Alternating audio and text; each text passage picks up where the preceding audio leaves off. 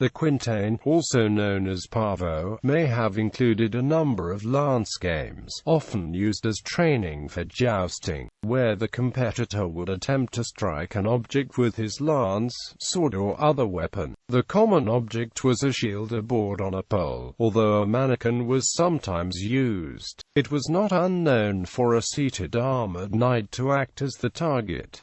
This game was open to all, popular with young men of all classes. While the use of horses aided in training for the joust, the game could be played on foot, using a wooden horse, or on boats. As late as the 18th century, running at the Quintain survived in English rural districts. In one variation of the pastime, the Quintain was a tun filled with water, which, if the blow was a poor one, was emptied over the striker. A later form was a post with a cross-piece, from which was suspended a ring, which the horseman endeavoured to pierce with his lance while at full speed. This sport, called tilting at the ring, was very popular in England and on the continent of Europe in the 17th century, and is still practiced as a feature of military and equestrian sport. A form of Quintain known as Stevenia is practiced by Slovenes in the Gale Valley in Austrian Carinthia, and it was also introduced to villages in the Sava Valley north of Ljubljana in the 1930s.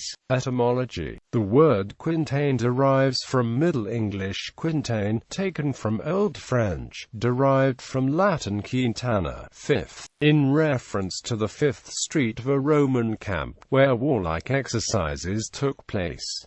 The Offham Quintain. The best-known historic feature of the village of Offham in Kent is the Quintain, situated on the green, a supposedly Roman invention which was popular in Elizabethan times as a means of testing the agility of horsemen. Writing in 1782 in his History of Kent, Hastert says, "On Offham Green there stands a Quintain, a thing now rarely to be met with, being a machine much used in former times by youth, as well to try their own activity as the swiftness of the horses in running at it. The crosspiece of it is broad at one end, and pierced full of holes, and a bag of sand is hung at the other and swings round, on being moved with any blow. The pastime was for the youth on horseback to run at it as fast as possible, and hit the broad part in his career with much force.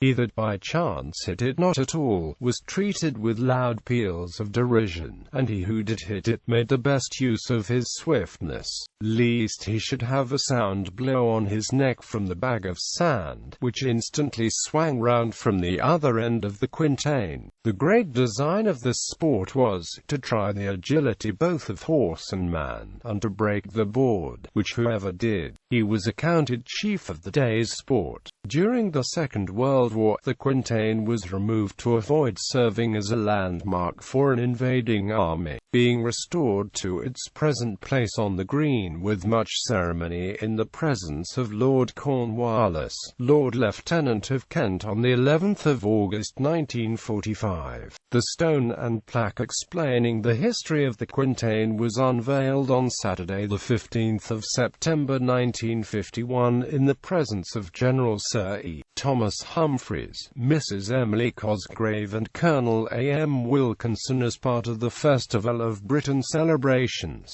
A replica Quintain was used in the 1980s for tilting on horseback during the annual May Day celebrations, but this has been curtailed due to safety concerns.